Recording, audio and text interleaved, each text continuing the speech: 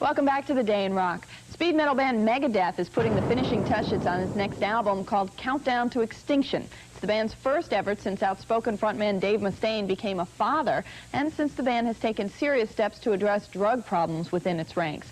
We recently dropped by a Los Angeles recording studio to check out the new grown-up Megadeth, and here's what we found.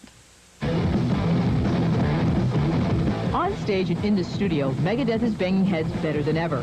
But in their private lives, the band's members' heads are turned towards the details of maturing. Dave Mustaine had a major dose of adult reality in February with the birth of his son. When he first came in, I was going, praise Jah, I have a son. And he has all his fingers and toes and all this stuff, and he had blue eyes and red hair. I mean, I don't know how long the blue eye bit will last. They'll probably end up being bloodshot like his old man's. Megadeth revealed that in the interest of keeping the band together, they have been involved as a group in group therapy for the last 3 years. They say their counseling has definitely had an effect.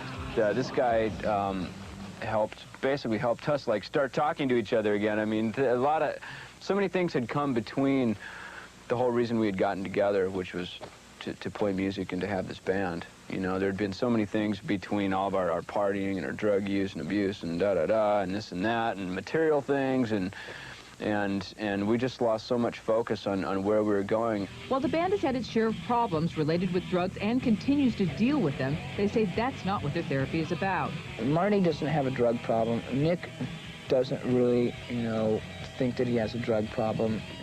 I have a serious drug problem. It's not about the drugs that we have this counseling. It's about interaction between us and keeping it a unit where we have a lot of communication.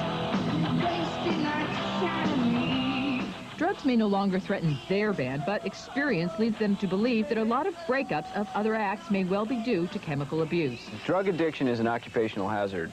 That's all there is to it, and that's why I see these other bands that are like losing their members and they're kicking people out and this and that, and no doubt a lot of it has to do with people can't keep their own personal habits under control. Less fans think all this sober talk about children, relationships, and the evils of drugs indicates the onset of mellow. Don't expect any easy listening music from these guys. Megadeth is scheduled to release Countdown to Extinction later this spring, with its first single entitled Symphony of Destruction.